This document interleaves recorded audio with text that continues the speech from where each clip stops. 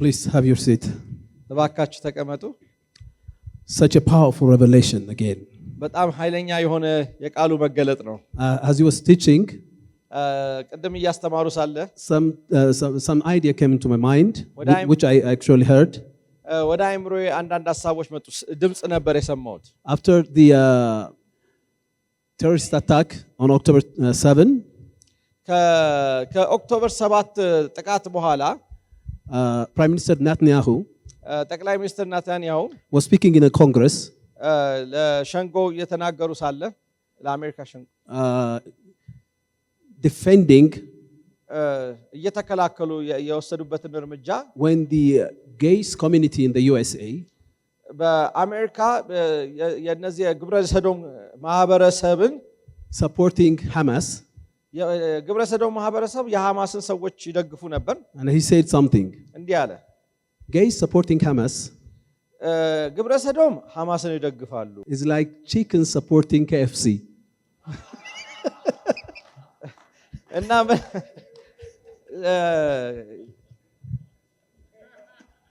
ዶሮ KFCን እንደመደገፍ ነው ያው የምትገደልበትን ወይም KFC ማለት ዶሮ የሚጠበስበትና የሚሸጥበት ካምፓኒ ነው እና ዶሮዎች ለKFC ድጋፍ ሲወጡ ማለት ነው.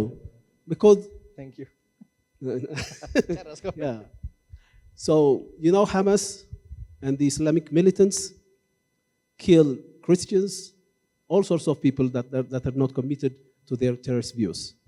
ሐማስና እነዚህ የእስልምና አክራሪ ቴሮሪስቶች ክርስቲያኖችን ይገላሉ። ከነሱ ሐሳብ ጋርም ደግሞ የማይቆሙትን ለዘብተኞችንም የራሳቸውንም ሰው ይገላሉ። So likewise, ልክ እንደዚሁ አፍሪካ supporting Hamas, ሐማስን መደገፍ ማለት it's like chicken supporting KFC. ዶሮ KFCን እንደመደገፍ ነው። So we need to, get our acts together. ስለዚህ አቋማችንን ማስተካከል አለብን። Our last speaker, but not least, ዛሬ የሚኖረን የመጨረሻው ተናጋሪያችን is Reverend Dr. Paul Marzan, Reverend Dr. Paul Marzan, President of IMF, የIMF president, not the International Monetary Fund, የIMF ገንዘብ የሚሰጠውን አይደለም, but International Ministerial Fellowship, የኢንተርናሽናል የአገልጋዮች ህብረት, whose mission is to serve those who serve others. ያ አገልግሎታቸው አገልጋዮችን ማገልገል ነው። His speaking topic is የሚሰብኩበት ርዕስ archaeological discoveries in Israel. በእስራኤል ያሉ የምድር ውስጥ ቅሬቶችን ማጥናት፣ ግኝቶችን ማጥናት. This topic will inform us. በዚህ ርዕስ ውስጥ የምናውቀው መረጃ the claim of Israel to the land, ዛሬ እስራኤሎች ይሄን ግዛት መሬታችን ነው ሲሉ and its history ታሪካቸው እንደሆነና is not an illusion. የቅዠት ሳይሆን ታሪካቸው እንደሆነ እንረዳበታለን. It is established in historical and archaeological facts. በእርግጥ መሬታቸው መሆኑ ታሪክም ማስረጃ አለ፣ ደግሞም የቅሬታ አካል ማስረጃም አለ። So this is not a political claim. የፖለቲካዊ ውሳኔ አይደለም ወይም ፍላጎት አይደለም. It is a historic and archaeological fact. ነገር ግን በታሪክም በቅሬታ አካልም የተረጋገጠ ነው። Please join me in welcoming Pastor Dr. Paul Marzan to the podium. ወደ ፖዲየሙ ዶክተር ፖል እንቀበላቸዋለን።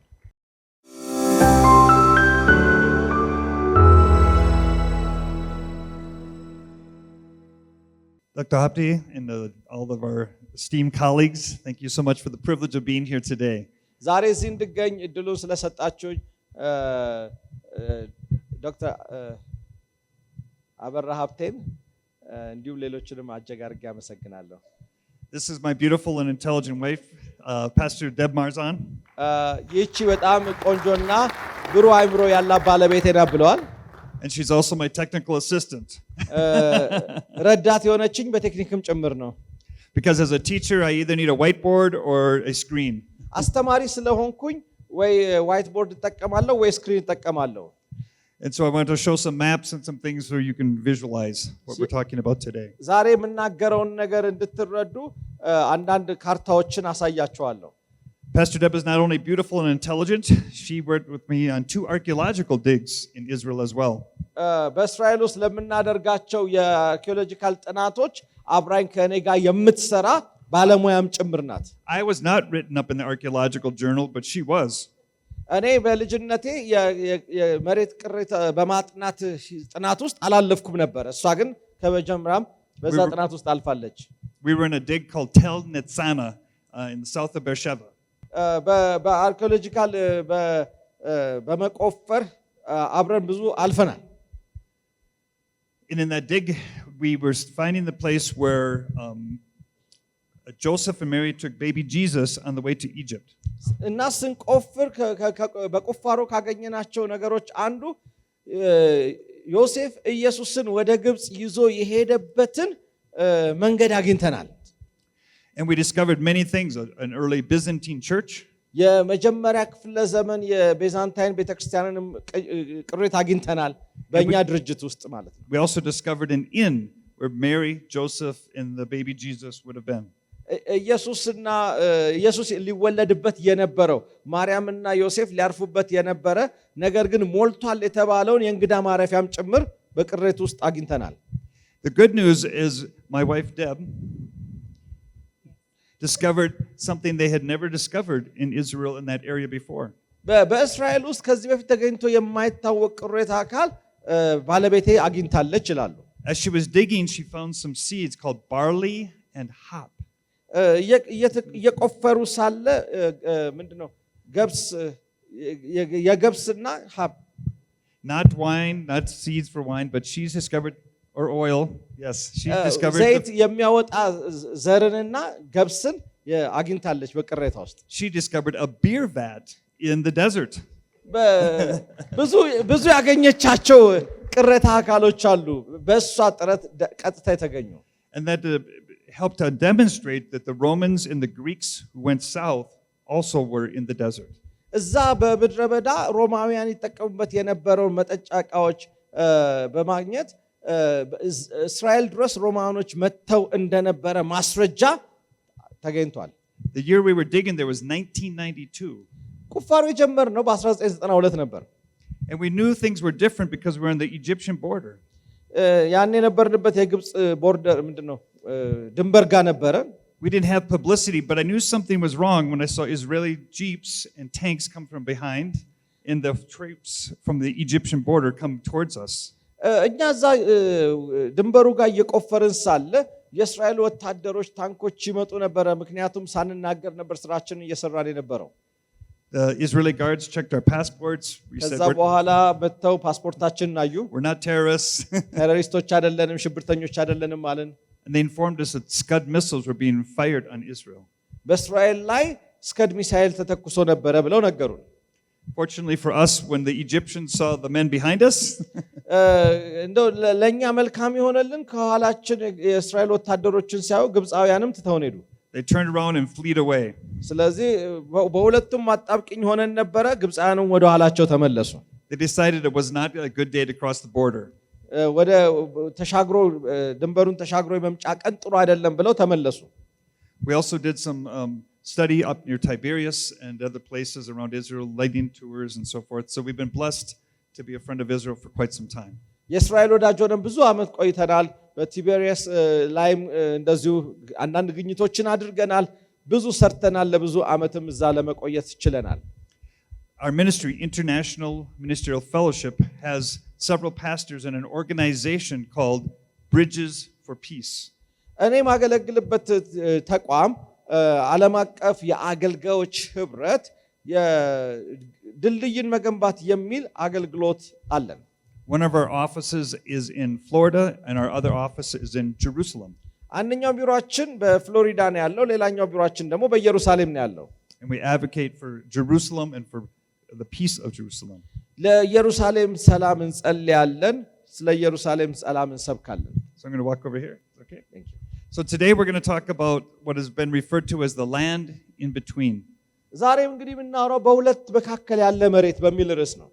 Why the land in between? Well, let's talk about it. በሁለት መካከል ያለ መሬት ለምን አልነው? The first thing that many of you are scholars here, and I know you realize this, The land in between stands for the trade route intersection between Africa and Europe, and between Africa and Asia, between Asia and Europe. It's in the land in the middle. And if you recognize, and we'll show some maps, it's the main trade route of everything that was going on at that time in the world. እንግዲህ ብዙ ጥናት ያደረጋችሁ ሰዎች ይህንን ልትረዱ ትችላላችሁ። በመካከል ላይ ያለች ከተማ ወይም መሬት የሚባለው ምንድነው? የንግድ መስመርን ነው። ይህ የንግድ መስመር ደግሞ መገናኛ የሆነ በአፍሪካና በአውሮፓ መካከል፣ በአፍሪካና በእስያ መካከል፣ በአውሮፓና በእስያ መካከል ያለ የንግድ ልውውጥ የሚደረግበት ሁሉም የሚገናኙበት መሃል ላይ ያለች የመገናኛ ቦታ። The Fertile Crescent, the Tigris-Euphrates River, all of that flowed down, and then the Mediterranean Sea for good trade. እነዚህ የጤግሮስ ወንዝ ያለበት ቦታ ወደ ሜዲትራኒያን የሚፈሱ ባህሮች ያሉበት ቦታ ያቺ በመካከል ያለች መሬት ትባላለች።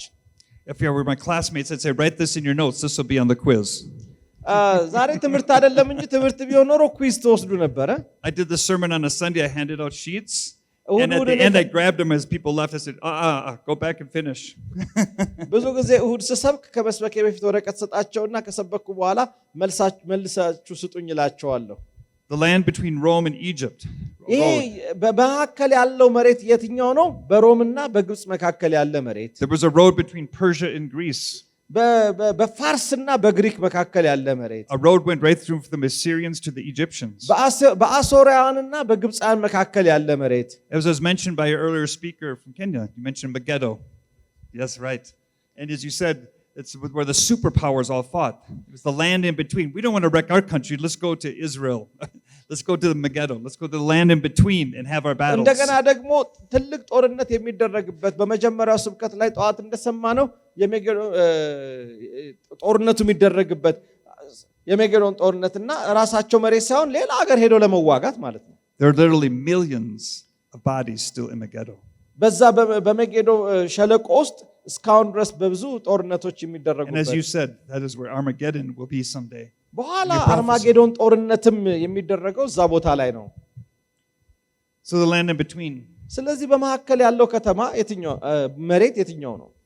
We're talking about it because God created a sacred space and a sacred place for his people. እግዚአብሔር ለሕዝቡ የተቀደሰ ቦታን ፈጥሮላቸዋል። የፈጠረውንም ሕዝብ በተቀደሰ ቦታ አስቀምጧል። And God chose a man named Abram to take እግዚአብሔር አብርሃም የሚባልን ሰው መረጠ as a sacred people. የራሱ ሕዝብ እንዲሆን። And he said, you need to move to the place I call the sacred space. ስለዚህ የራሱን ሕዝብ ከመረጠ በኋላ እኔ በመረጥኩት ቦታ ደግሞ ትኖራለህ አለው። Let's remind ourselves of scripture. ብዙ ጥቅሶች አሉ። Genesis 12. The Lord said to them, go from your country and your people and your father's household to the land I will show you. ከአባት ቤት ከሀገር ከዘመዶች ተለይተ እኔ ወደ ማሳይህ I will ምድር make ሂድ into you አለው። a great nation and I will bless you. ታላቅ ሕዝብ አደርግሃለሁ፣ እባርክሃለሁ። I will make your name great and you ስምህን will be ታላቅ a blessing. አደርጋለሁ፣ እባርክሃለሁ። I will bless those who bless you, የሚባርኩን and እባርካለሁ፣ whoever curses you, I will curse. የሚረግሙን ረግማለሁ። And all the peoples on the earth will be blessed through you. የምድር ነገዶች ሁሉ በአንተ ይባረካሉ። And then he had a choice. ምንም ምርጫ አልነበረውም። So Abraham went, አብርሃምም ወጣ as the Lord had told him, እግዚአብሔር እንደነገረው። and Lot went with him. ሎጥም ከእርሱ ጋር ወጣ ይላል። Abraham followed through obedience. አብርሃም በመታዘዝ ነው የወጣው። And as you reminded us, obedience. ቅድም እንደተነገረን መታዘዝ ወሳኝ ነገር ነው። So the Lord appeared to Abraham and said, to your offspring I will give this land. ለዘርህም ደግሞ ይህንን ምድር እሰጥሃለሁ አለው እግዚአብሔር። So he built an altar there to the Lord who appeared to him. ቁጥር 7 ላይ ለዘርህም ይህን ምድር እሰጥሃለሁ ሲለው እግዚአብሔር ለተገለጠለት አምላክ መሰዊያ ሰራ ይላል። And there are archaeologists who have claimed to have discovered this altar to remind us of this promise. አንዳንድ የምድር ቅሬታ የሚያጠኑ ሰዎች እንዳገኙት ይህንን ቦታ ይናገራሉ። One more promise. Genesis 13. ከዛ ሌላ ተስፋ ቃል ሰጠው ዘፍጥረት 13 ላይ። So again he'll say, so I see all the land that you see, I will give to you and your offspring for how long? You mentioned it? Forever. You mentioned it? forever. ዓይንህ የሚያየውን ስፍራ ሁሉ ወደ ምስራቅ ወደ ምዕራብ ተመልከት። ዓይንህ ያየውን ሁሉ ለአንተና ለዘርህ ለዘለዓለም እሰጣለሁ አለ። And I love this. So I'll jump to the 17. Go walk through the length and the breadth of the land, for I am giving it to you. ስለዚህ እኔ በምሰጥህ ምድር በወርዷም በቁመቷም ሂድባት አለው። So he went to the trees of Mamre and Hebron, and then he pitched his tents. And again, what did he do? Built an altar to the Lord to give thanks. በዕብሮንም ባለው በዛ በመምሪያ አድባር ዛፍ መካከል መሠዊያንም ሰራ፣ ለእግዚአብሔርም ስለቱን ፈጸመ ይላል። And there are those who have said they have discovered this altar as well. ይሄንንም አብርሃም መሰዋት ያቀረበበትንም መሰዊያ ያገኙ አርኪኦሎጂስቶች አሉ። The promise in the word በቃሉ ውስጥ ተስፋ ቃል እናያለን። has been discovered through proof of evidence. በማስረጃ ደግሞ ከብዙ ዓመት በኋላ ተቆፍሮ ደግሞ አግኝተነዋል። This is not a story, this is not a myth. ይሄ ታሪክ አይደለም፣ በብልሃት የተፈጠረ ተረትም አይደለም። This is God's word proven. ይሄ የእግዚአብሔር ቃል በማስረጃ የተረጋገጠ ነው። I could go on and on. These are just a few more passages. እናንብባቸው ከተባለ በጣም እነዚህ ሁሉ አሉ። Genesis 13, 15, 17, Genesis 13, 18, Genesis 17, 18, Genesis 24, 7, Genesis 26, 3, Genesis 28, 13, Exodus 4, 32, 13, Numbers 11, 14, 23, 32, 11, Deuteronomy 1, 8, 6, 10, 9, 5, 11, 9, 32, 20. እያለ ይቀጥላል። This one I will read. My son's name is Joshua. የኔ ልጅ ስሙ ኢያሱ ስለሆነ የኢያሱን ክፍል ግን አብረን እናነበዋለን። And I remind him of this. He and I are both black belts. እኔና እሱ ደግሞ ምንድነው when he was a young man, በመደባደብ ያው ጥቁር ቀበቶ ተቀብለናል። I remind him, be strong, በርታ፣ courageous, ጽና, because you will lead these people to inherit the land I swore to their ancestors to give them. በርታ ጽና ያለው ለምንድን ነው? ይህንን ህዝብ ለአባቶቻቸው ወደ ማልኩላቸው ምድር ታስገባለህና። I love your story from Judges, right? Because it የመሳፍንቱ ታሪክ reminded them, he was a, did you call him thug life?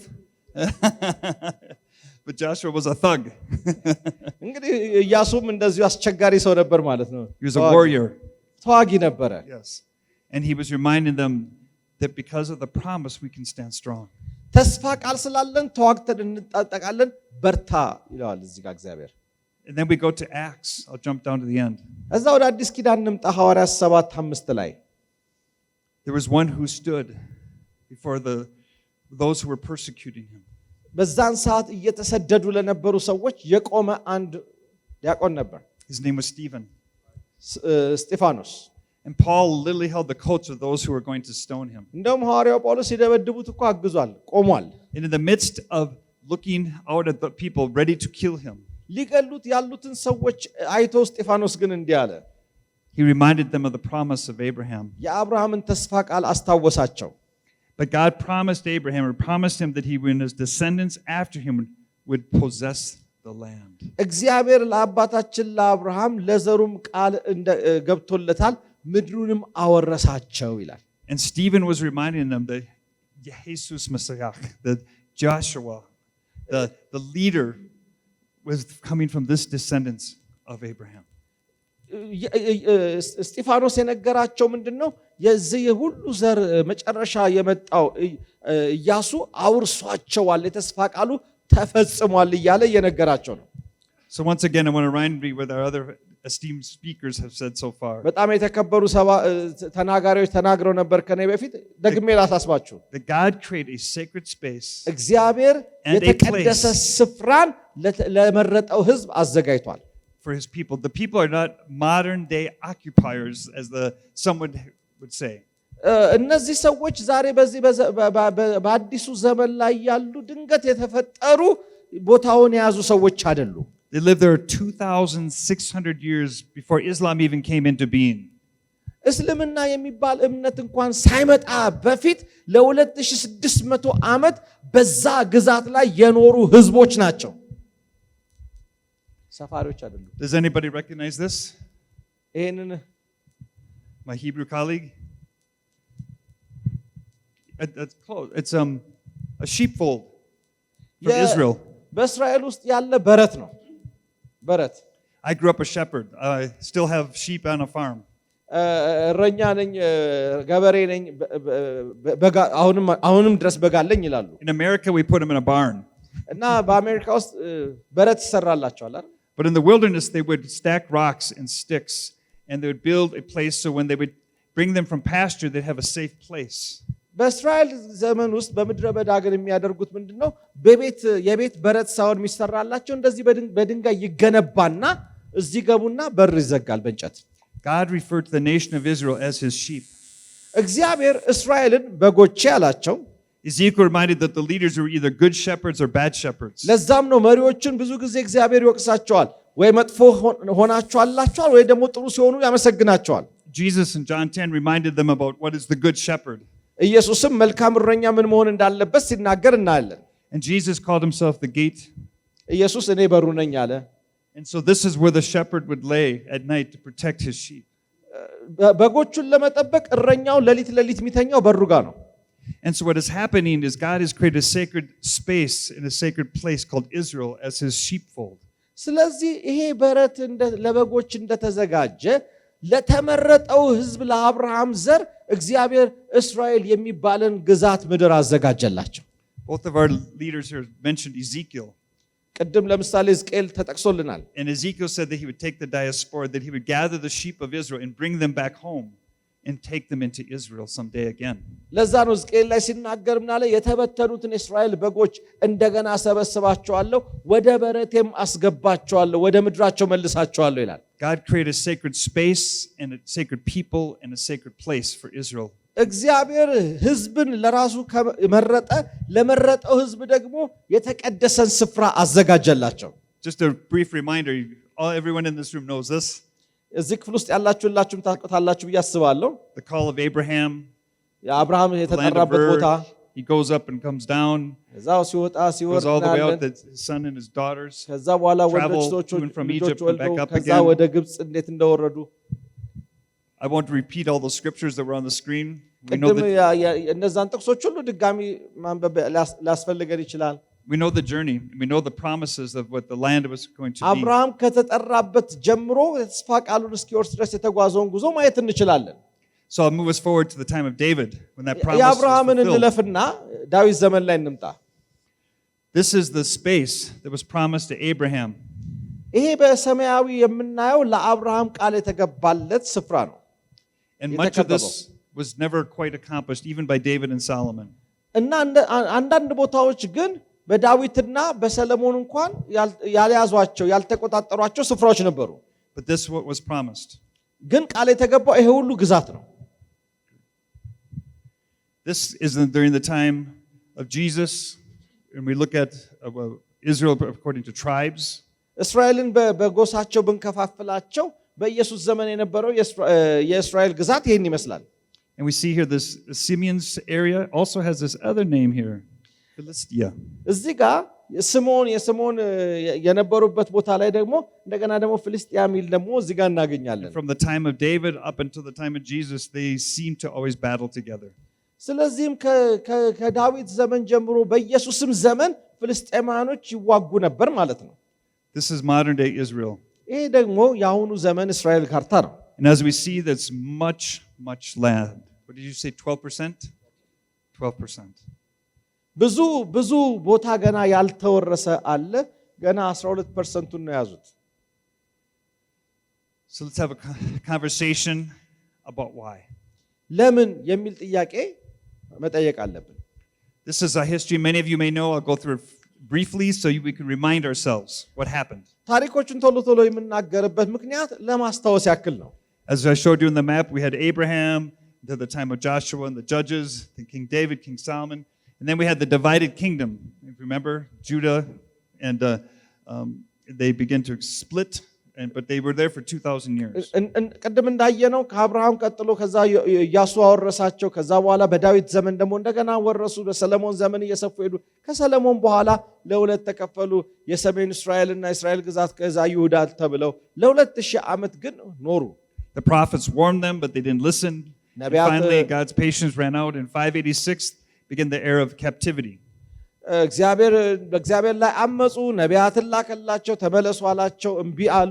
እግዚአብሔርም ለምርኮ አሳልፎ ሰጣቸው። በ586 ላይ ወደ ባቢሎን ተማረኩ። First the northern tribes and the southern tribes, but for over 70 years they were held in captivity. መጀመሪያ የሰሜኑ የእስራኤል ግዛት ተማረከ። ከዛ በኋላ የደቡብ የይሁዳ ግዛት ተማረከ።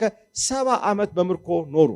And although they returned, they never fully ever captured back the land. The Greeks and the Romans began to take over after the Assyrians. 70 ዓመት ምድራቸውን ለቀው ሲመለሱ ሙሉ በሙሉ ምድራቸውን አላገኟትም።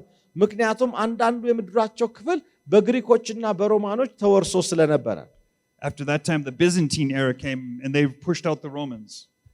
ከዛ የቤዛንታይን ዘመን መጣ። ሮማኖችን ገፍተው አስወጡላቸው። As my esteemed wife and I were digging, these were different areas we would dig through and we'd find artifacts from each and every historical level. እኔና ባለቤቴ እየቆፈርን የመሬት ውስጥ ቅሬታንስ በምናጠናበት ጊዜ የተለያዩ ዘመን ላይ ያሉትን ቅሬታዎች ጠልቀው በመግባታቸው ልክ ነው የምናውቀው። Then for almost 300 years there was a battle between the Islamic era and the Christian Crusades. ለ300 ዓመት ያክል በእስላሞችና በክርስቲያኖች መካከል የመስቀል ጦርነት የሚባል ነበረ። There was a sense of new peace, but yet still quite violent. Was during ከዛ በኋላ አንጻራዊ ሰላም መጣ፣ ግን በየጊዜው ይፈነዳል። the Mamluks and the Ottoman Empire took over after that. ከዛ በኋላ የኦቶማን ኤምፓየር መጥቶ ያንን አካባቢ ተቆጣጠረው። After that, we had quite a distance in time. So about 1882, we had ጊዜውን እናፍጥነውና በ1882 was our first migration where the Jews said the Zionistic movement was going to begin again and that God was calling them back to the land of Israel. እግዚአብሔር ወደ ምድራችሁ ተመለሱ ብሎናል ብለው የመጀመሪያው እስራኤሎች ወደ ምድራቸው ለመመለስ ተነሱ ማለት ነው። How many people know the doctrine called the Balfour Declaration? Some historical people? Yes, okay. The Balfour Declaration was the beginning of, after World War I, the Jewish homeland movement.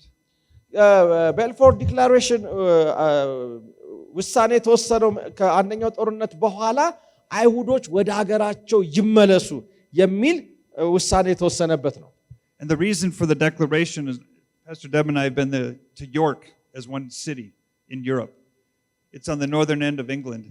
And they still to this day have stones marking where over 800 Jews were burned at the stake.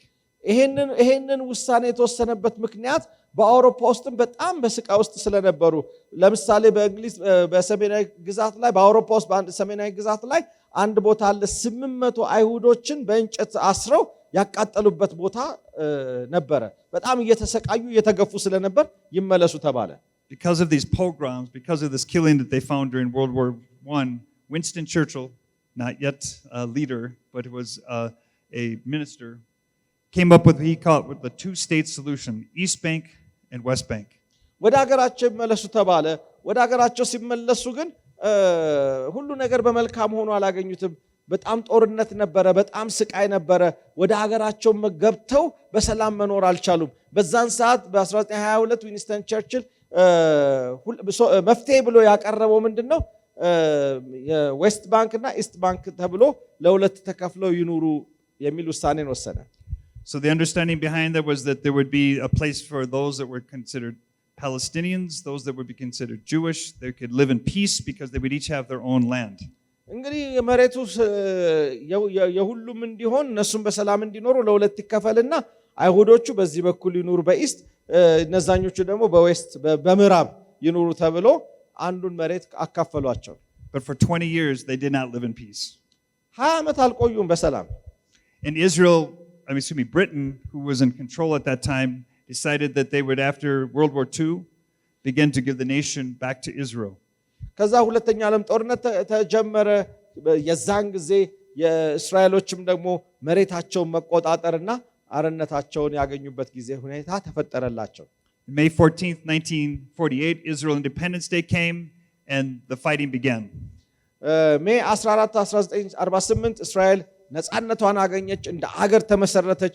ከዛ ዋናው ጦርነት ተጀመረ። They were able to sustain a somewhat normal existence with a sign of peace up until 1967. ይዋጋሉ፣ ትንሽ ያርፋሉ፣ ይዋጋሉ፣ ያርፋሉ፣ ሰላም ያለ ይመስላል። ግን በ1967 ዋና ጦርነት ተደረገ። As many of you are aware, there was supposed to be a total invasion from all sides by all the Arabs, all at the same time. ሁሉም አረቦች በአንድ ጊዜ ከሁሉም አቅጣጫ እስራኤልን ወረሩ። I won't go into the details, but you can go on YouTube and look at the miracle after miracle. God protected Israel, and in less than 6 days, they beat all the nations around them. በዙሪያቸው የከበባቸውን አገሮች እንዴት በ6 ቀን እንዳሸነፉ መመልከት ትችላላችሁ። ይሄ የሚያሳየው የእግዚአብሔርን ታማኝነት ነው። እግዚአብሔር ሕዝቡን ደገፈ። They gained back the West Bank, the Sinai, the Gaza Strip, and even East Jerusalem. In 1979, Egypt signed a peace treaty with Israel. That was during President Carter's era. And the idea was, now we will have peace, right? Now we will have peace. 1992, they had more fighting. I was there. They said, now we'll have peace. Oslo Accords. And we've been having more discussions since then. 1993 ላይ ኦስሎ ላይ እንደገና ሌላ ስምምነት ተደረገ። እንደዛም ሆኖ ግን አሁንም ግጭቶች አሉ። I want to answer one more question someone asked me on the way in. አንድ ሰው ቅድም የጠየቀኝን አንድ ጥያቄ ልጠይቃችሁ። Where does Palestine come from? ፍልስጤም የሚለው ቃል ከየት መጣ? There's no nation called Palestine. የፍልስጤም አገር ቢባል የለም። But it was a joke or a mean-spirited trick by Emperor Hadrian around 135 AD. ይሄ ስም የመጣው በ135 ኤዲ ከክርስቶስ ልደት በኋላ በንጉስ ሃድሪን እንደ ቀልድ የተፈጠረ ስም ነበር። As leader of Rome, he hated the Jews. They'd already destroyed the temple. They'd already been killing them. He just could not get rid of them. They kept uprising and uprising, and he said, I've had enough. I'm going to change the name of your country to Palestine. He did it he outlawed their religion, and Israel was renamed Palestina because of the hated Philistia. Both languages mean the Philistines. And because they had that little strip, remember by Simeon? He said, I'm going to call the whole nation your enemy and take it away from you. አማርኛችን ፍልስጤም በባይብሉም የምናየው ፍልስጤም አሁንም ያለው ፍልስጤም ግዛት አንድ አይነት ስም ነው። ግን ፓለስታይን የሚለው ስያሜ አይሁዶችን ስለሚጠሏቸው የሮማ ኢምፓየር መቅደሳቸውን ካፈረሱ በኋላ ከተማውን ካቃጠሉ በኋላ እነሱን ከበተኗቸው በኋላ ቢገሏቸው አይሞቱም፣ ቢያባርሯቸው አይጠፉም። ምንም ቢሏቸው ስለማይጠፉ እንደውም አገራችሁን ስም እቀይረዋለሁ በሚል ፓለስቲና አለው። ያም ማለት ፍልስጤምን ስለሚጠሉ የፍልስጤምን ስም ሊሰጧቸው የሚጠሉትን ነገር እንዲቀበሉ ለማድረግ ሲል ያንን ግዛት የፍልስጤም ግዛት አለው። The real truth is Philistia was a seaport for Rome. So if you want to give it back to the Palestinians, give it back to Italy. ስለዚህ ፍልስጤና የሚለው እኮ በጣሊያን ውስጥ ያለ አንድ የወደብ ከተማ ስም ነው። ለነሱ ለፍልስጤማኖች ሰጥቷቸው ሳይሆን የእስራኤልን ሀገር ለራሱ የሮማ ግዛት አካል እያደረገ እንጂ። Reminder again from Genesis 12. ዘፍጥረት 12 እንደገና ላስታውሳችሁ። I will make you into a great nation and I ታላቅ will ሕዝብ bless you. አደርግሃለሁ፣ ባርክሃለሁ። And I will make your name great, and I love this part. You will be a blessing. Thank you for being a ታላቅ blessing. ሕዝብ አደርግሃለሁ፣ ለበረከት ትሆናለህ። And a reminder, I will bless those who, I picked this before I knew any of this was what your theme was. But I will bless those who bless you, who will የሚባርኩን curse you, will curse ባርካለሁ፣ you. የሚረግሙን ረግማለሁ። And all peoples on earth will be a blessing through you. የምድር ነገሮች ሁሉ በአንተ ይባረካሉ። I'll share with you a closing story. As I mentioned, አንድ የማጠቃለያ ታሪክ ልናገር። I grew up a shepherd and I still have 3 farms. እረኛ ሆኜ ነው ያደግኩት ብያቸዋለሁ። ደግሞም አሁንም እርሻ አለኝ። My father taught me wonderful lessons about sheep. አባቴ ስለ በግ የነገረኝ ታሪክ አለ። And reminds me, because he was a loving father to me, he taught me some of these lessons. በጣም ስለሚወደኝ እነዚህን የሚጠቅሙኝ ነገሮች ነገረኝ። When I was a young boy, he tried to get me to learn how to herd sheep. ልጅ እያለሁ እንዴት በግ መጠበቅ እንዳለብኝ አስተማረኝ። And I was very bad at it. ጥሩ እረኛ አልነበርኩም። I was about 7 years old. He said, it's your turn to bring the sheep into the sheepfold. ከዛ 7 ዓመት ልጅ እያለሁ ዛሬ አንተ ተራ ነው፣ በጎቹን ከሜዳ ሰብስብና ወደ ጉሮኖ አስገባለኝ። The storm was coming and I needed to have the sheep protected. ንፋስ እየመጣ ነበር፣ ማዕበል እየመጣ ስለነበር በጎቹ እንዲጠበቁ ያን ማድረግ ነበረብኝ። There were several sheep there, but one of them I was scared of. His name was Baba. ብዙዎቹ በጎች እሺ እያሉኝ ይታዘዙናል። እንደ 7 ዓመት ልጅ አንዱ በግ ግን አስፈራኝ። And he was a big buck with horns. ትልቅ ቀንድ ያለው ድምፁ ቢጮህ So I took my stick and I went towards Baba. ከዛ እሱም በእያለ ሲመጣ እኔም ዱላዬን ይዤ በእያልኩኝ ወደሱ And I tried to get Baba into the barn. ከዛ ወሽ ወሽ ወሽ እያልኩኝ ወደ I would chase Baba with my stick. በዱላ እየገረፍኩኝ ላስገባው ሞከርኩኝ ወደዛ። I'd even hit him in the head. እንደውም ጭንቅላቱን መታወት አንድ ጊዜ Baba would just look at me. Baba. እያለ ዝም ብሎ ያየኛል። He had nothing to do with it. ምንም ምለው አልገባውም። I chased the rest of the sheep around the pasture. ከዛ ሌሎቹን ሁሉ ሰበሰብኩኝ። They couldn't see the storm coming, but I could. እነሱ ማዕበሉ የመጣለውን ንፋስ ዝናብ አያዩም፣ እኔ ግን አየዋለሁ። And I was worried if I could not get them in the barn, something bad would happen. ቶሎ ካላስገባቸው ወደ ጉሮኖ እንደሚጎዱ አውቃለሁ። But my father's a wise man. አባቴ ግን ጠቢብ ነው። After he'd watched me chase the sheep for a while, ከዛ በጎቹን ሳሳደድ ላይታች ስንከራተት አየኝና he stood inside the barn. ከዛ በኋላ ጉሮኖ ውስጥ ሆነና እንዲህ አለ አባቴ። He had a handful of corn and he poured it in a tin pan. እኔ ግቡ እያልኩ በዱላ ገርፋለሁ። አባቴ ግን ጉሮኖ ውስጥ ገባና በእጁ ጥራጥሬ ይዞ አፈሰሰላቸው ለበግ። So he took the tin pan and he went shik, shik, shik, shik, shik, shik. ከዛ በኋላ በዛ በምግብ መብያው ላይ ያንን ጥራጥሬ ካፈሰሰ በኋላ አንቃጨለው እንዲሰሙት ማለት Shik, shik, shik, shik, shik, shik. አንቆሻቆሸው። ያንን ሲያንቆሻቆሸው ድምፁን ሲሰሙ መምጣት ጀመሩ በጎቹ። Shik, shik, shik, shik, shik, shik. Shik, shik, shik. And all of a sudden, Bubba, እኔን አልሰማኝ ያለ የነበረው ያ በግ ወዲያውኑ የሚንቆሻቆሸውን የጥራጥሬ ድምፅ በሰማ ጊዜ ወደ ጉሮኖ ገባ። Bubba came into the barn and the rest of the sheep ሌሎቹም ገቡ። ሁሉም አንድ ላይ came into the sheepfold. ወደ በረቱ ገቡ። You are all Bubbas. እኛ ሁላችንም ልክ Say እንደዛ Bubba. አመፀኛ በጎች ነን። Say Bubba. Baba. Say Bubba. Baba. If you remind Israel that they are the sheepfold, እስራኤል የእግዚአብሔር በጎች ናቸው። you are the ones who can lead others. ሌሎችን መምራት የምንችል እኛ ነን። If you know the truth, you can share the truth. እውነትን ካወቅን እውነቱን እንንገራቸው። There's a storm coming እየመጣ ያለ ማዕበል አለ። and it's blowing into the land. ወደ ምድሪቷ እየመጣ ያለ ማዕበል አለ። And if you can be like Bubba and bring people into the sheepfold, ያ አስቸጋሪው በግ ሲገባ ነው ሌሎቹ በጎች ሁሉ የገቡት። አንዱ ሲገባ ሌላው ይከተላልና እኛ እንምራቸው እስራኤሎችን። you can keep them from the violence of the storm. ሊመጣ ካለ ማዕበል እንዲጠበቁ እንንገራቸው። You're a Bubba. You're a Bubba. You're a Bubba.